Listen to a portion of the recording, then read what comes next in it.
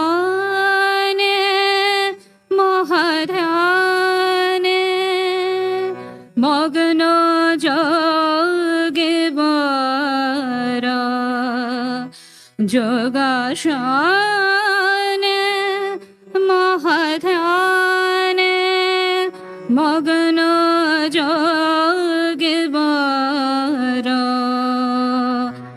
অনন্ত তুষারে যেন অনন্ত শেখার অনন্ত তুষারে যেন অনন্ত শেখার যোগাসনে মহাধ্যানে মগ্ন যোগে বর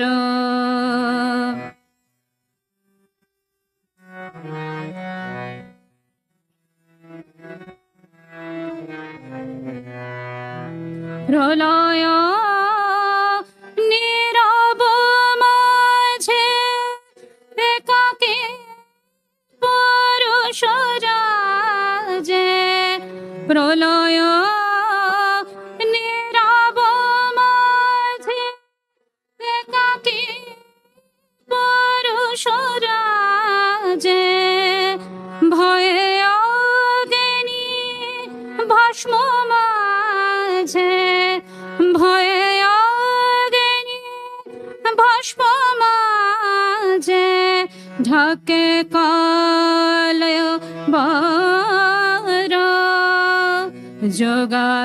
যোগাসনে মহাধ্যানে মগ্ন যোগে বর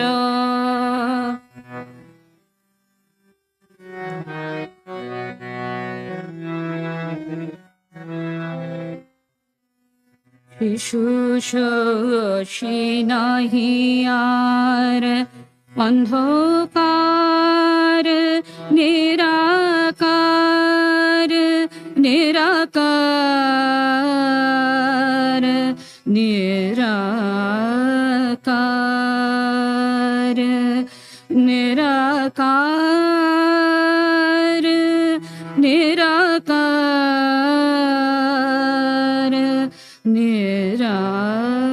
নিরাকার শিশু শোষী নাহি আর অন্ধকার নিরাকার একই নাই দুই আর একই নাই দুই আর প্রকৃতি নির্ধার একই নাহি দুই আর প্রকৃতি নির্ধার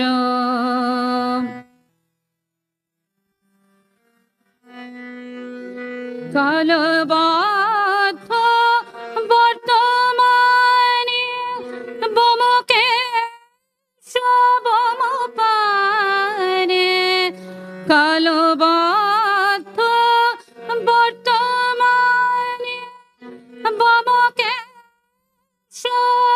বোমপানে নিত্য সত্য পূর্ণ গানে নিত্য সত্য পূর্ণ গানে পূর্ণ মহেশ্বর যোগ শানে মহাধ্যানে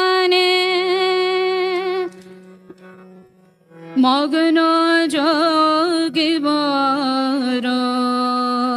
যোগ শানে মহাধ্যানে মগ্ন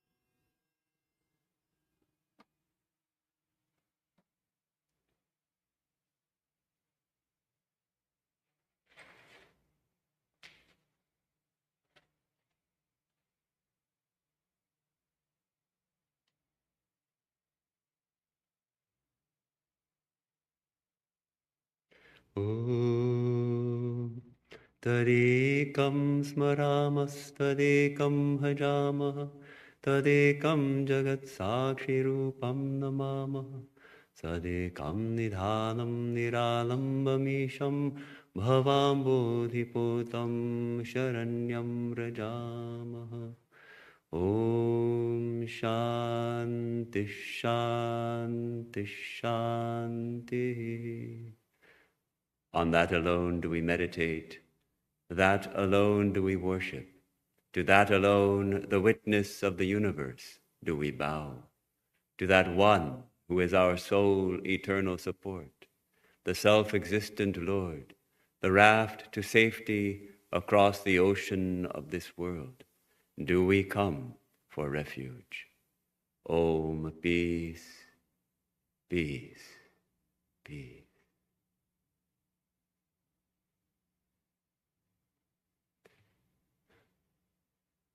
Good morning.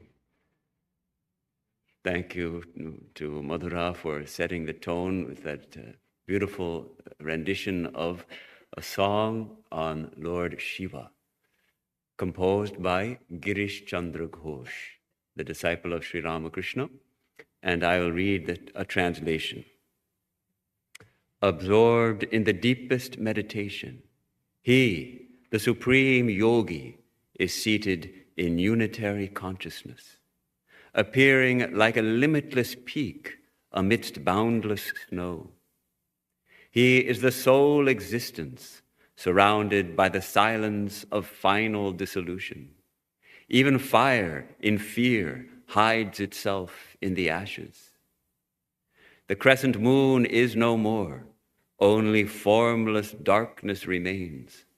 There is neither one nor two. All of nature stands stupefied. Time stands still in the ever-present now.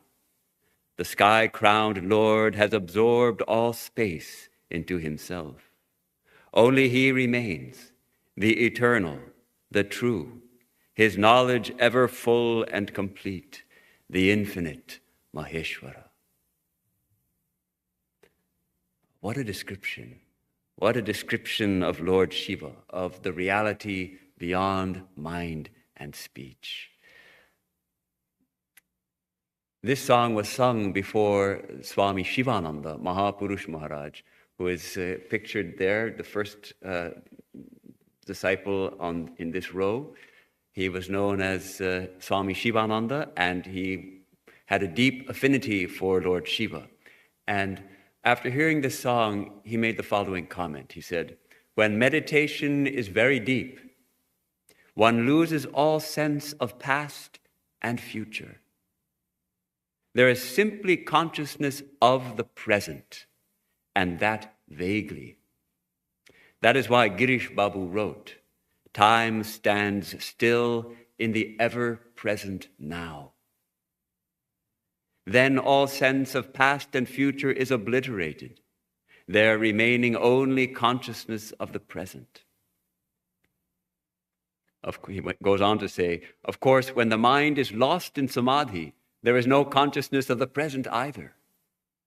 It is a state beyond past, present, and future. That state cannot be described.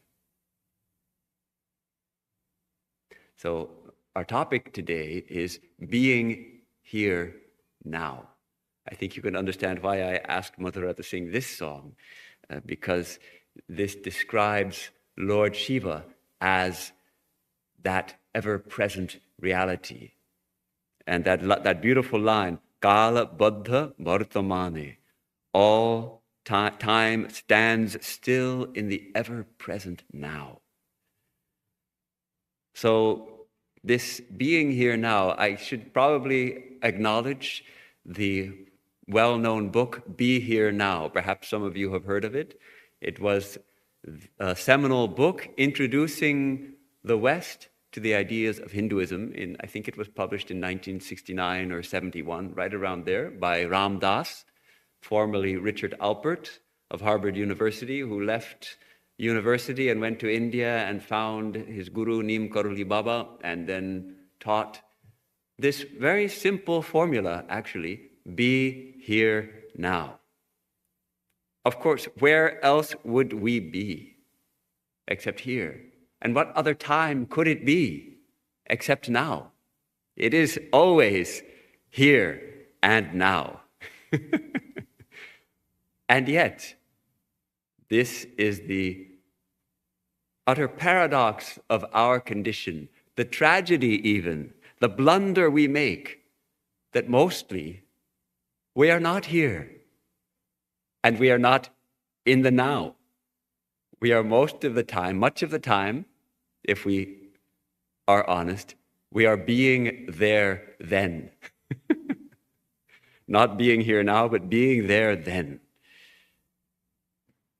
This is almost like a tyranny of our thought, the tyranny of our preoccupation, our obsession with what has happened before and what might happen next. With the past and the future. We are constantly running from the past to the future and forgetting that actually we are right here, right now, and it's always the case. We are obsessed with what cannot be changed, the past, and what cannot be known, the future, ignoring the glory of our own soul, ignoring the glory of what is right here, right now. The splendor, the joy of being, of infinite consciousness. Today, we'll take up this topic of the infinite potential of the present moment, which is always and ever the only moment that exists. And how maybe we can learn to dwell here now, in this moment, consciously. Sometimes we use these terms like the eternal present. The eternal present. How can the present be eternal? Because the eternal, we think of infinite time, and yet the present is just this moment. And yet actually, it is always only this moment. We can never be out of this moment. Swami Vivekananda gives a powerful analysis in a lecture delivered in, I believe in 1900. Is Vedanta the Future Religion? Was the title of this talk. And he says, all the past and all the future are here in the present. What does he mean? He goes on to say, no one ever saw the past. Did any one of you see the past? When you think you are knowing the past, you only imagine the past in the present moment. So whenever we're thinking of the past, it's not that we are in the past, we're in the present, remembering the past, imagining the past, selectively remembering certain incidents of the past. He goes on, to see the future, you would have to bring it down to the present, which is the only reality. The rest is imagination.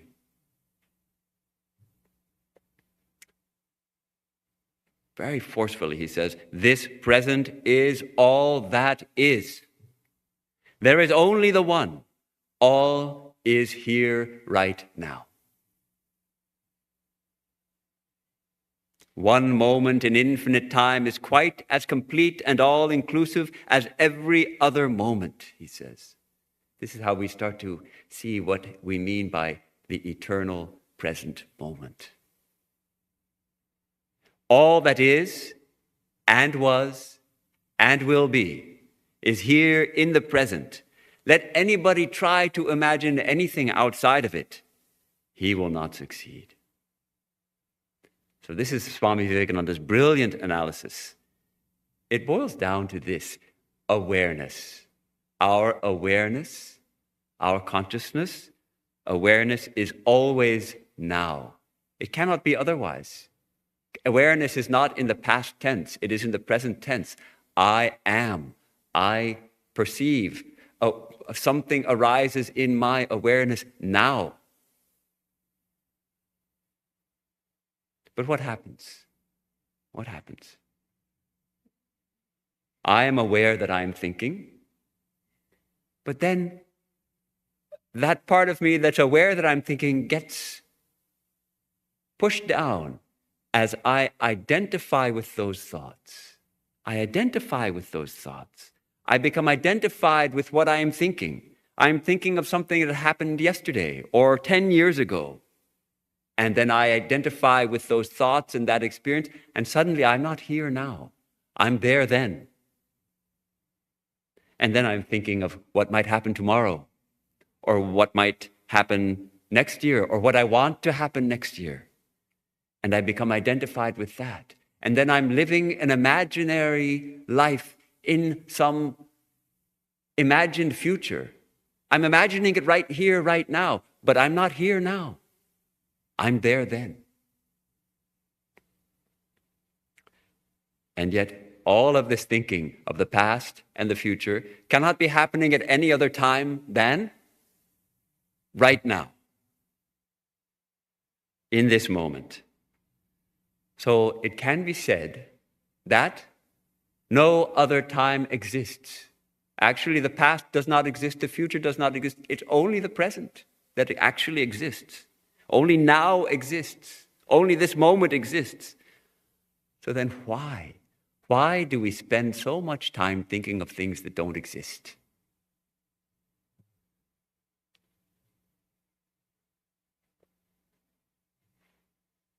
I think there's a place to be accorded to the process of evolution and how our brains evolved. The brain is a tremendous instrument which evolved to protect and nourish this instrument, this body. Its primary driving force of evolution is survival. So, protection of the organism, protection from dangers, finding safety, finding nourishment, and reproducing. And from the past, the mind, through the brain, learns that, oh, tigers eat people, so I better be careful of tigers. And then begins to think, what if a tiger comes? I'll have to run. Where will I go? If the tiger comes, will I grab a stone and try to beat it off, fight it off? What? So this is how this past and future begins to, it serves its evolutionary purpose of preserving this body. So perhaps preoccupation with the past and the future can be attributed to this evolutionary process through which there was a time in our evolution when we had to learn the lessons of the past very much and constantly worry about tigers and saber-toothed lions and whatnot. So this preoccupation with the past and future, Vedanta has a name for it, one way of looking at this at least, and it is raga and dvesha. We have heard these terms, we Vedanta students. Raga and dvesha, that means attachment, attraction, longing for something, and aversion, attachment and aversion, hatred. Something that is very pleasurable, that is very pleasant, brings raga in our mind. We want to repeat that pleasant experience. Yesterday I had a really good salad for dinner. I want to repeat that. My mind says, it'll be nice if I get a nice salad today too. And maybe if tomorrow I get a nice salad, that'll be great as well. But yesterday, some ants out in the grass bit my foot. It still itches. It was unpleasant. I don't want that to happen again. Maybe I should kill all those ants. I didn't get them all last time. I'm not being here now.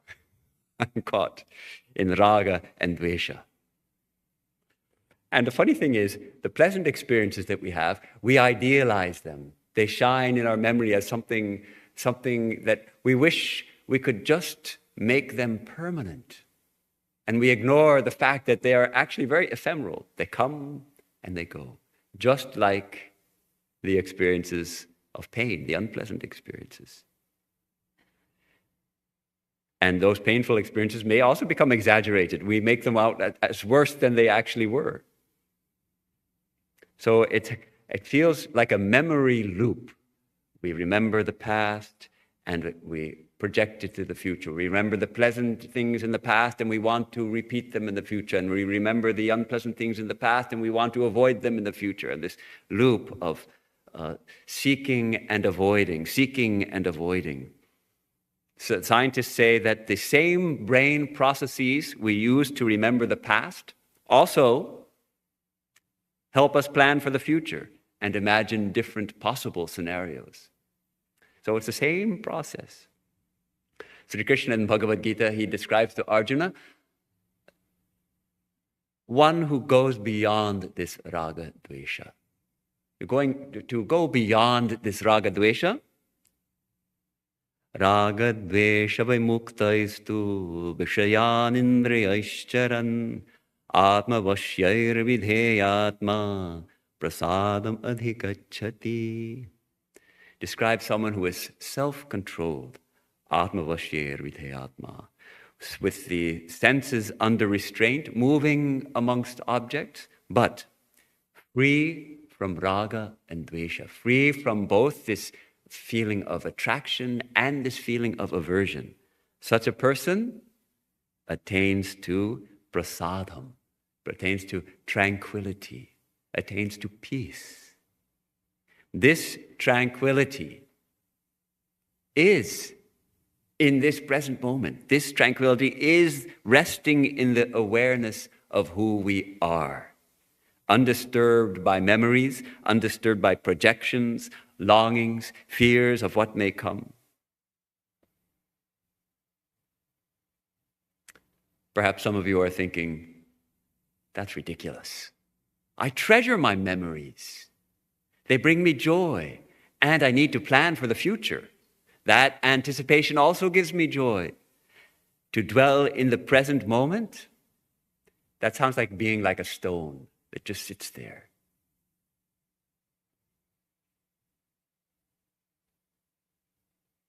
The fact is that dwelling on the past and future actually takes us away from true joy, which is this prasadam, which is this peace, this joy of being present right here, right now. Why is it a joy?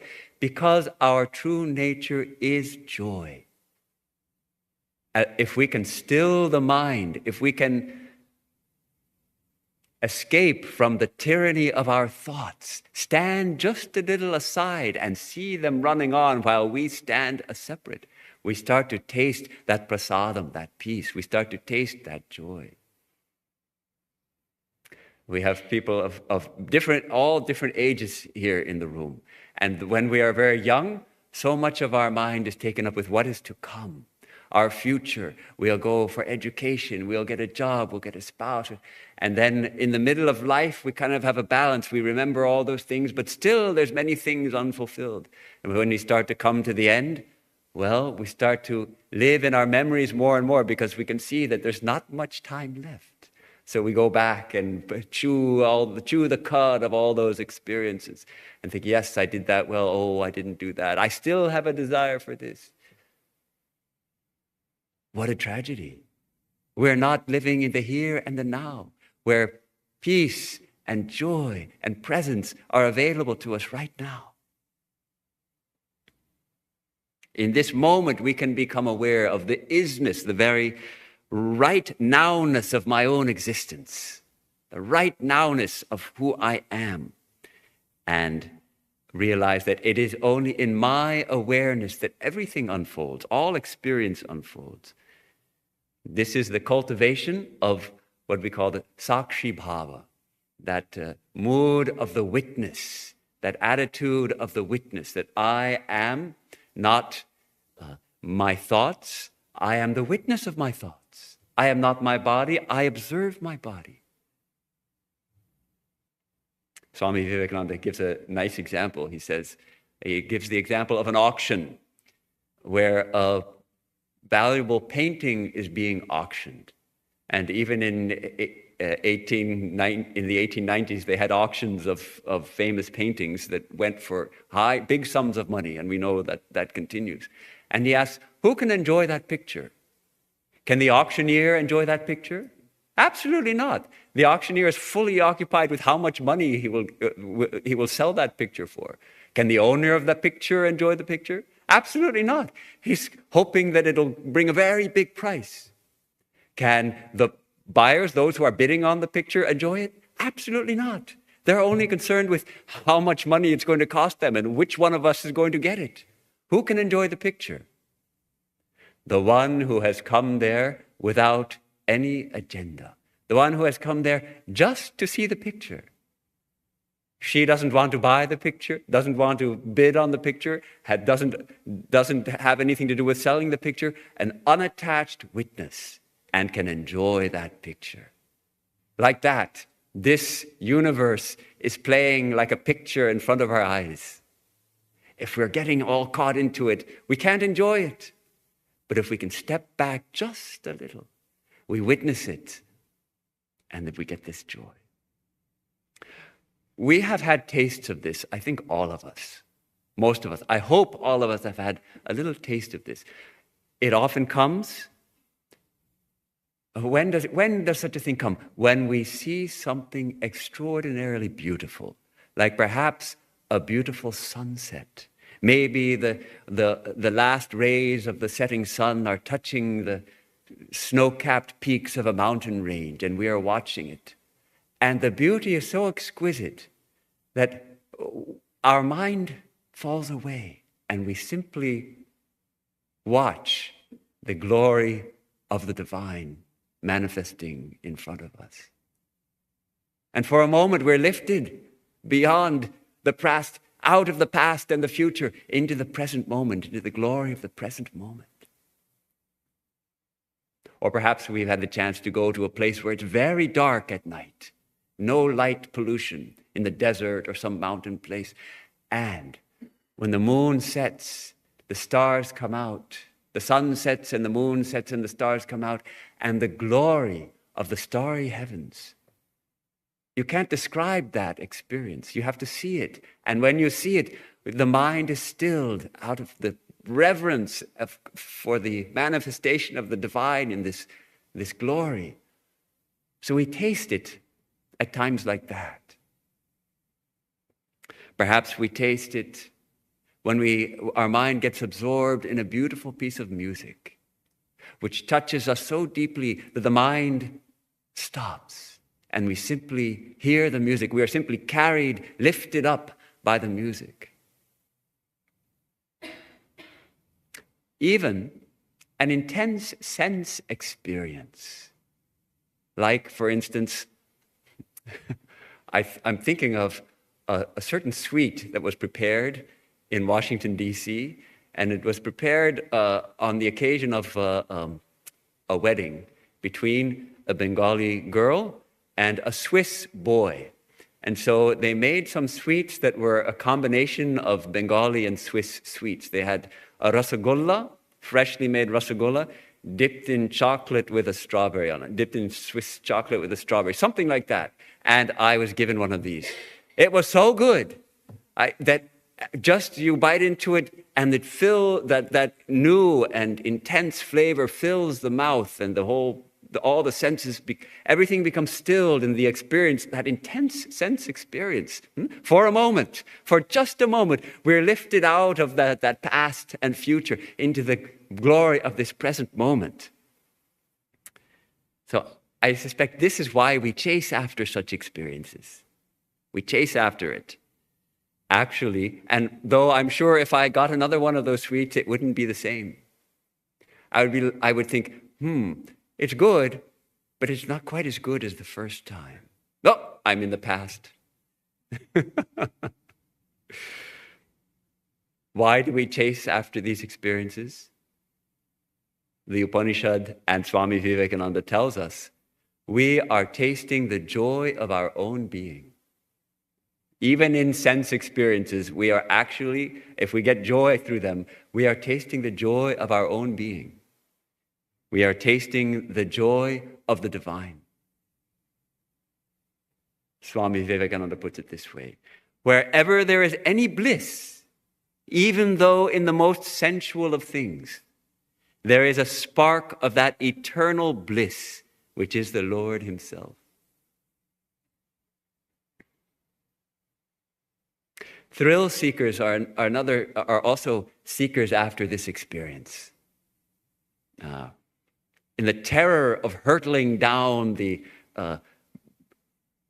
incline of a roller coaster, it's terrifying. It's so terrifying, so shocking, especially the first time, that the mind stops and we are awake to the present moment very fully in terror with lots of adrenaline rushing. It's a tremendous experience. Or rock climbing, where every little foothold and little fingerhold, our life depends on it. So we don't think of the past, we don't think of the future. We know that every moment we must be extremely attentive. I had a fascinating experience, something like that, when I went one January camping in the White Mountains of New Hampshire. So I went with a friend of mine who I thought was more experienced than I in winter camping, but it turns out that I was the more experienced one. And we got some good equipment from the outing club of the university, and we went, and it was well below zero in the mountains. And one mistake would mean death. One getting over chilled, getting wet, anything like that would have meant death. And everything was so unfamiliar. Heavy snow. We found this camp spot on the top of a ridge where ordinarily you'd think it would be very windy. And it was tremendously windy. But the trees were about 10, 12 feet tall, and they were so laden with snow that the air was completely still where we were. And yet it was so cold that every moment my focus was only on do everything right, don't mess up. I had to make hot food, especially for my friend, and that was an experience of getting lifted out of the past and the future. Though not consciously, I wasn't yet an active spiritual seeker, yet it was an experience of immediacy, of the now, of the every moment awareness. How amazing. There's a term coined by a Hungarian psychologist named Mihaly Csikszentmihalyi called flow. Probably some of you have heard of it, the idea of flow. And it hints at what it actually means. It's a state of being in which people become so immersed in the joy of their work or activity that nothing else seems to matter. And it is said that athletes often experience this. It can be an intensely physical or an intensely creative activity that induces this state of flow. And this is also what we're talking about, being present in the activity we are doing without thinking about the past or the future, being in the now of doing it, and the state of flow comes, which is a state of concentration, of joy, of simply acting, just being and acting without planning or anything else. So an athlete in a marathon or a basketball game, maybe a musician performing a challenging piece of music, but she has practiced it enough so it flows. Or an artist immersed in creating a painting, or a writer absorbed in writing, or a surfer on a surfboard in the Pacific Ocean. So it is possible. It is possible to be here now. I hope that all of us have had such an experience, have tasted at least once or twice in our lives such an experience of being here now. And if so, if we did it once, we can do it again. And not again and again and again, but actually cultivate that experience. Cultivate being here now. And then all of life becomes a flow. All of life unfolds in the eternal present, in the eternal now, which is an experience of tremendous joy. And when the last page of the book gets turned, we simply set down the body, remaining still in the eternal now.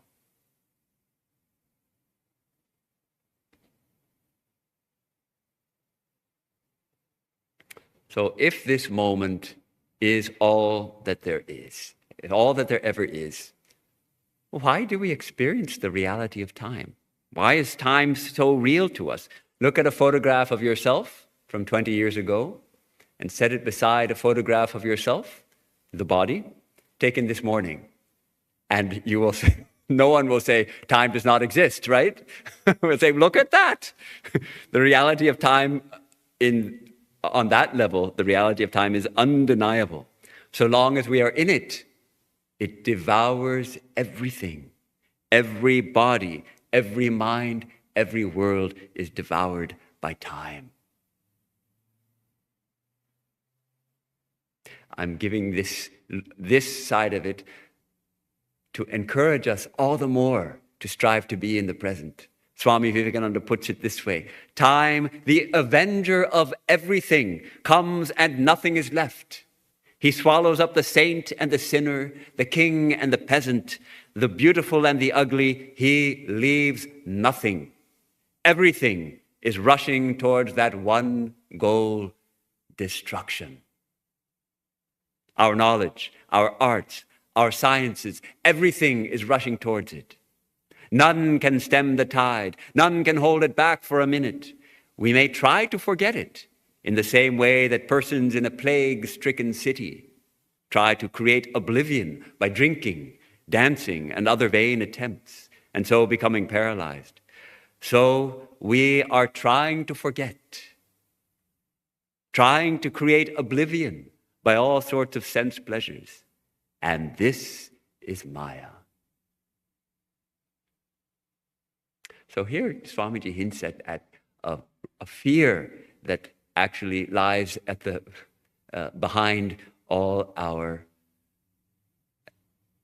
running after the past and the future, a fear of annihilation. Because time will destroy this body. Time will destroy this temple.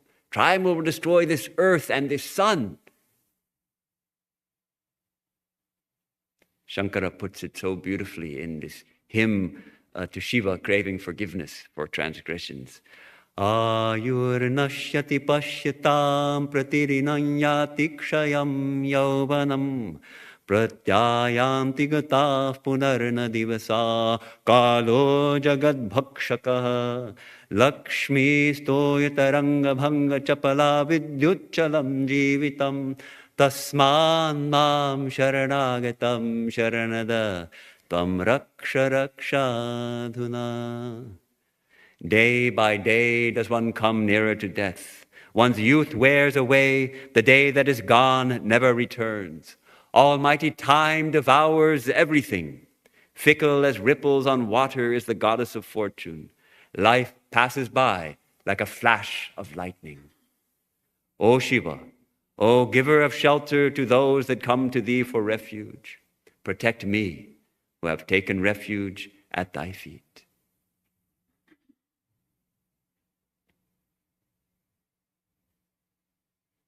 So, seeing that, how time destroys everything, the devotee runs to take refuge in the divine, in that unchanging, undying, timeless reality. O Shiva, O giver of shelter to those that come to thee for refuge, protect me who have taken refuge at thy feet.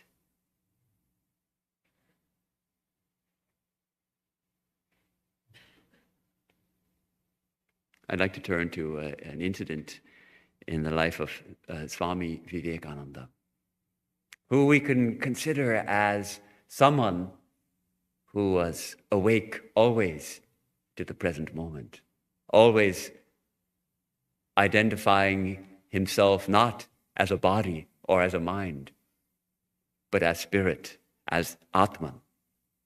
So this is from the memoirs of a Mr. Thomas Allen of San Francisco, one of Swami Vivekananda's students. And the date was March 25, 1900. Mr. Allen was an usher for Swamiji's lectures, and he would introduce Swamiji to the audience before Swamiji would speak, and then Swamiji would give his talk. So he reminisces. A lecture at Union Square Hall, Post Street, was advertised to begin at 3 p.m. in San Francisco. But at 3 p.m., Swami was not there. We waited and wondered what to do and concluded that we must just wait. Several times I went out onto the street to see if he was visible. At last, at about 3:30 p.m., I saw him slowly walking up. I went and met him and walked with him towards the hall. I said, "Swami, don't you know you're late? The audience has been waiting." Swami replied, "Mr. Allen, I am never late. I have all the time in the world. All time is mine." "Well, Swami," I said, "the audience may not feel the same as you do." But Swami just went on at his same leisurely pace. On the way, we had to pass a shoe shine stand. And when Swami saw that the shoe shiner was idle, he went up to him to have his shoes polished. I was silently fidgeting, thinking about the people who had come to hear the lecture, but my fidgeting did no good. At last, Swami got on the platform and was again introduced to the audience, which had more or less patiently waited for him. So what do we make of this? First of all, I would like to say it would be worth waiting 100 hours to hear Swami Vivekananda, to be in the presence of Swami Vivekananda. It would be worth waiting 100 lifetimes to be in the presence of Swami Vivekananda. But here we find Swamiji seemingly utterly indifferent to time. He's already half an hour late, and then he stops for a shoe shine.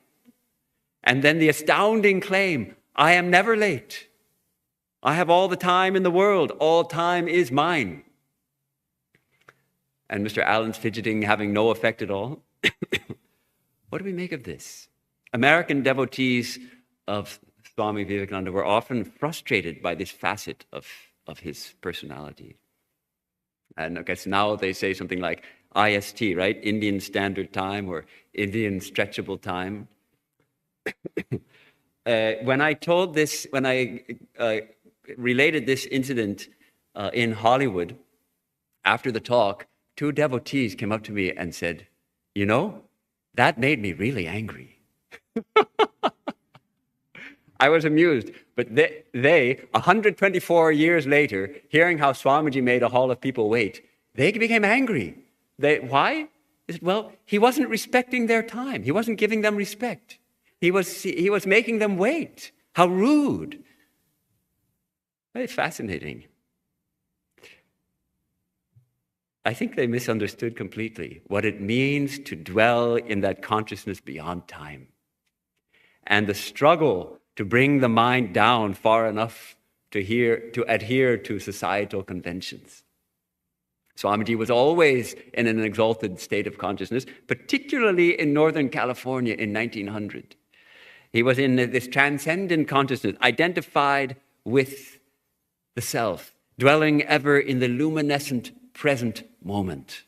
So when he arrived in Alameda in 1900, Mr. Allen greeted him jovially, saying, "Well, Swami, I see you are in Alameda." Swamiji gravely replied, "No, Mr. Allen, I am not in Alameda. Alameda is in me." So this is Swami Vivekananda in 1900 in California, in Northern California.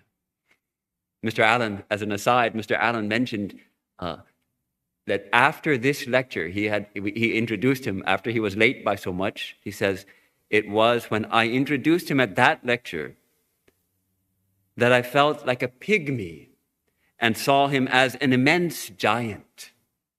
After this experience, I could not bring myself to stand beside him again, but always thereafter made my introduction from the foot of the platform."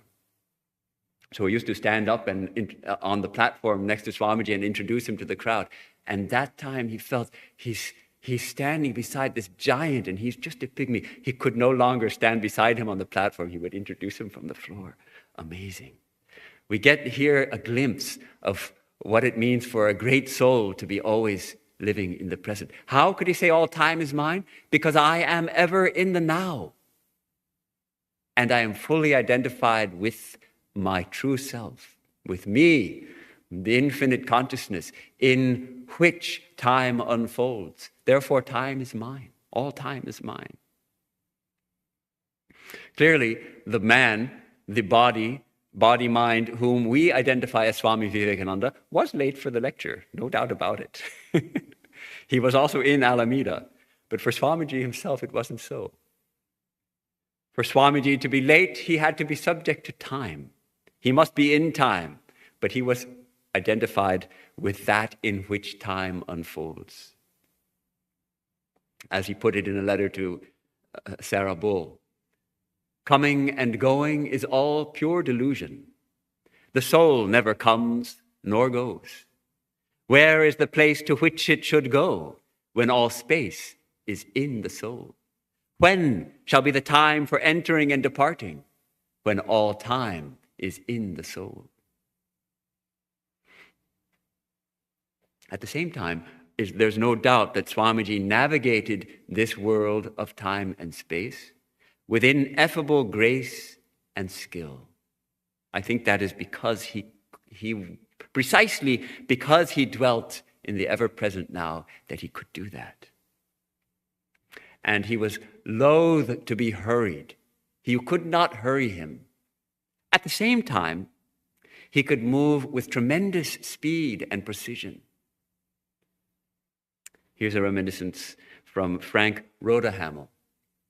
First time he met Swamiji, he says he was seeing him in the apartment where Swamiji was both staying and giving talks in San Francisco.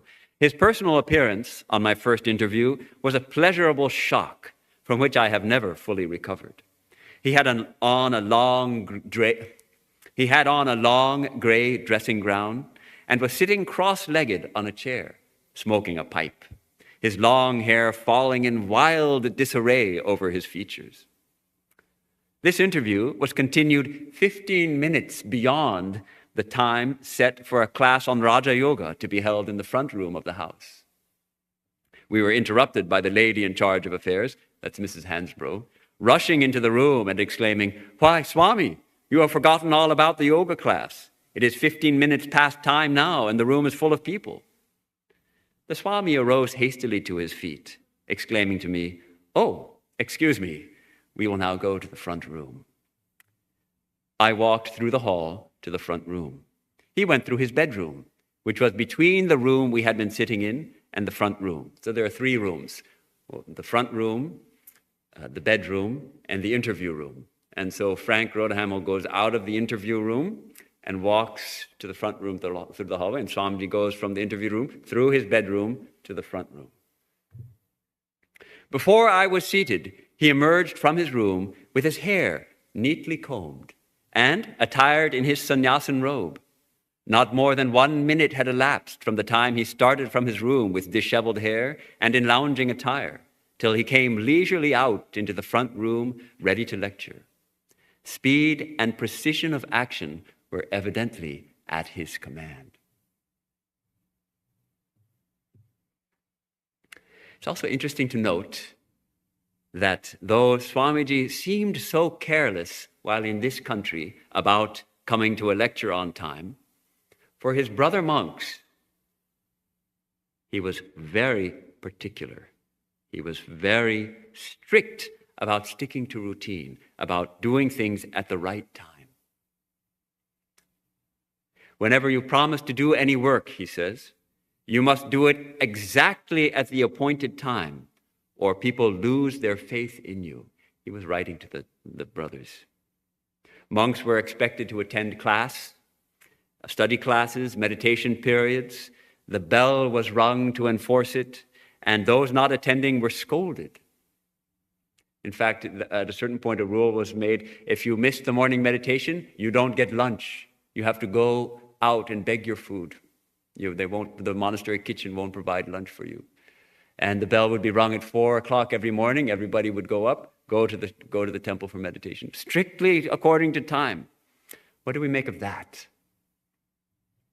I think what we can understand here is that the extremes often look alike. Swamiji's untimeliness stemmed from the fact that he dwelt in the consciousness beyond time. But if I am late for a class, or if I'm late for morning meditation, it's not because I'm dwelling in the state beyond time. It's because I'm lazy or inefficient or inconsiderate, one of those reasons. They look the same. Somebody is late for a lecture. One reason is they are dwelling in that consciousness which is beyond time. And so they can't make it on time. And the other is they didn't plan properly and they had too many things to do in the morning, and so they were late for the class. So this is the difference between sattva and tamas. Most of us, we're struggling against tamas and trying to develop sattva through rajas. So rajas means sticking to the clock exactly, and then we go beyond it. Well, let's think of a few practical hints in the minutes left to us. One hint, I think, is a wonderful hint, is to avoid hurry. Now, Swami Vivekananda would not hurry. There are fascinating stories of how he would not hurry.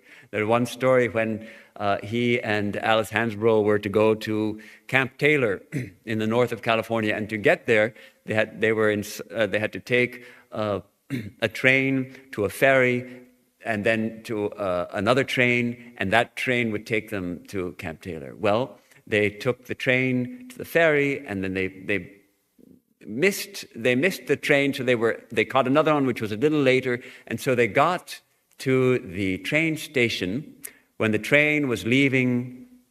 It was just starting to move as they were reaching the platform.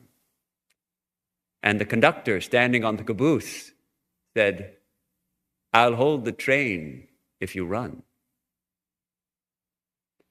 Mrs. Hansbrough looked at Swamiji and he said, "I will not run."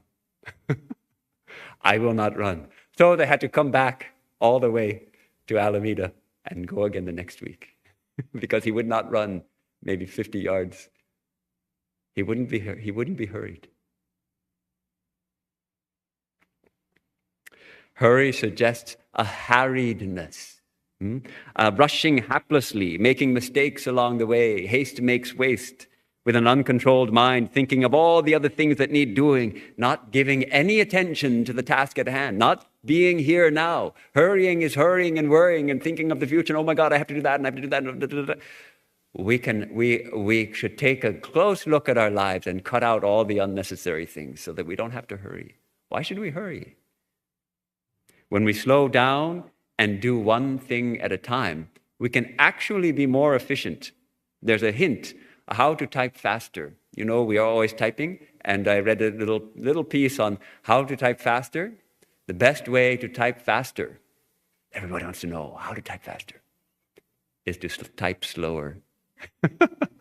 Because when we try to type too fast, we make lots of mistakes and we're constantly hitting the backspace button. We type slower, we don't make those mistakes. Actually, in the long run, we type faster. So Swamiji called her, he had a special word for hurry. He called it indecent. He said, this indecent and brutal hurry, which forces us to go ahead of everyone else. So this is one. We can see if we can relinquish hurry.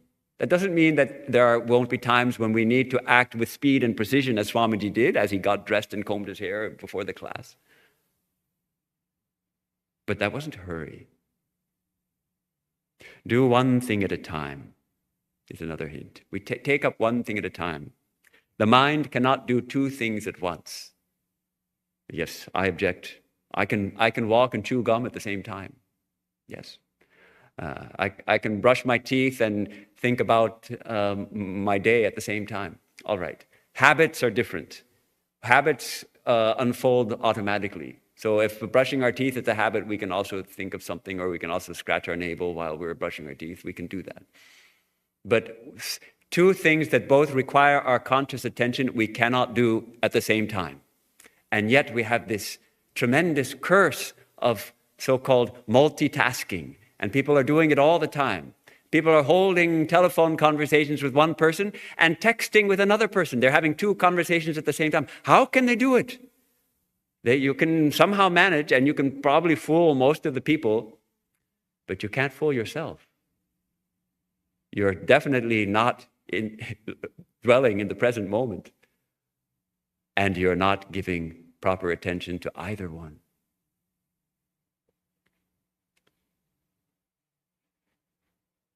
What we do when we do that, and this is a beautiful quote from Thich Nhat Hanh, the Buddhist teacher, we miss our appointment with life. I'll read a quote from Thich Nhat Hanh. It's a beautiful quote.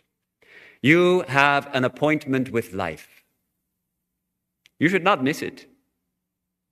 The time and the space of your appointment is the here and the now. If you miss the present moment, if you miss the here and the now, you miss your appointment with life, which is very serious. Learning to come back to the present moment, to be fully present and alive, is the beginning of meditation. It's a beautiful introduction to meditation. We don't want to miss our appointment with life. We have an appointment with life. Let's meet it here and now. And of course, his recipe, because he's a Buddhist, his main recipe is awareness of breath, coming back again to the fact of breath going in and out of our bodies. And he has some mantras almost, or affirmations that he teaches his students, taught his students, of course. He's left the body not too long ago. Breathing in, I know I am breathing in. See how when we say, I know I am breathing in, that brings us to this present, brings us to our awareness. I'm aware that I'm breathing in. Breathing out, I know I am breathing out. Breathing in, I calm body and mind. Breathing out, I smile. Breathing in, I dwell in the present moment. Breathing out, I feel it is a wonderful moment. So this is a little hint from Thich Nhat Hanh. Wonderful hint to be present in the present moment. For us, if though we are Vedantists, most of us, and we can still learn a lot from other spiritual traditions. We can learn from Buddhism this beautiful practice of attending to our immediate experience of breathing. It's visceral. It's part of our body. If we don't breathe, we don't live. We die very quickly if we stop breathing. So it's an integral part of life. Attend to that. That can help bring us back to the present moment. Of course, many of us have a practice of repeating a mantra. That also has the power to bring us back to the awareness of the present moment as we contemplate, as we invoke the divine, which is ever present now, here and now, as we heard in the song at the beginning. All time is stopped in the ever present now.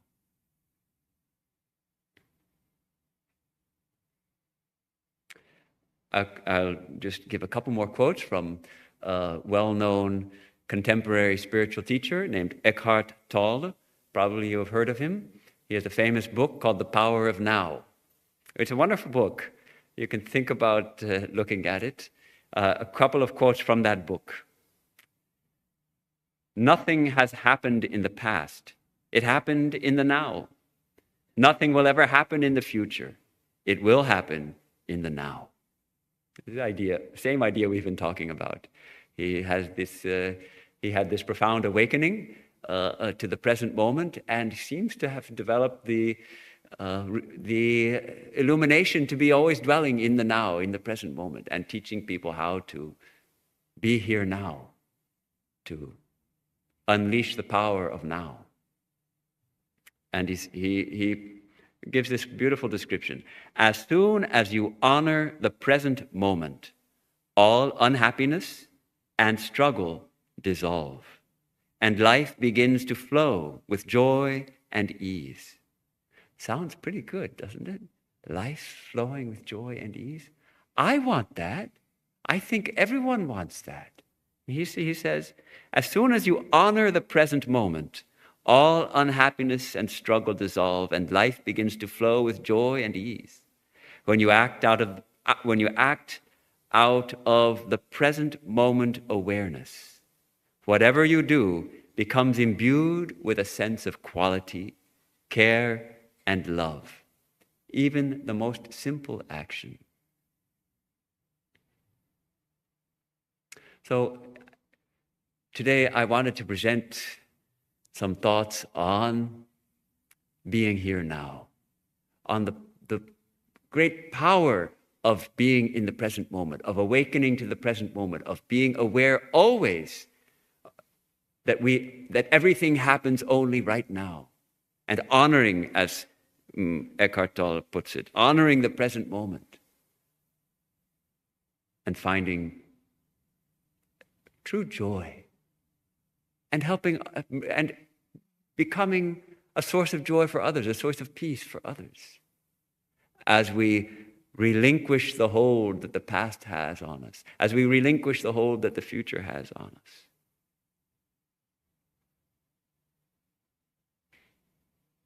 We have heard some astonishing and amusing and deeply revealing stories from Swami Vivekananda. How in the midst of the hurry of modern life, he stopped the clock, as it were, resting ever in the timeless.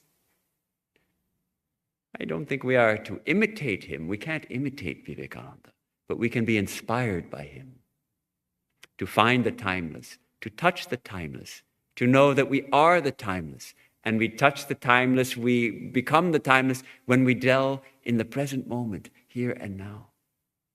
By slowing down, training our mind, training our attention, giving up hurry, doing one thing at a time, learning to be here now in the luminous present moment, and to stand where we have always been standing, in the presence of the divine, the timeless, the eternal.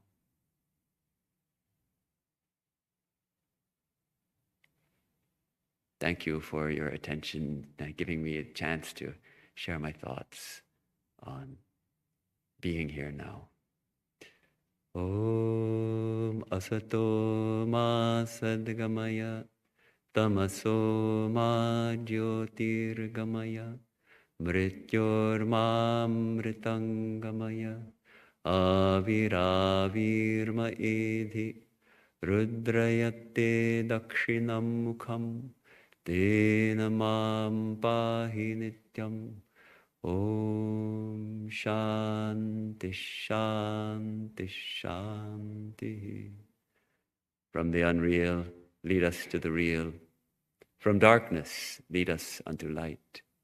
From death, lead us to immortality. Reach us through and through ourself, and evermore protect us from ignorance by thy sweet, compassionate face. Om, peace, peace.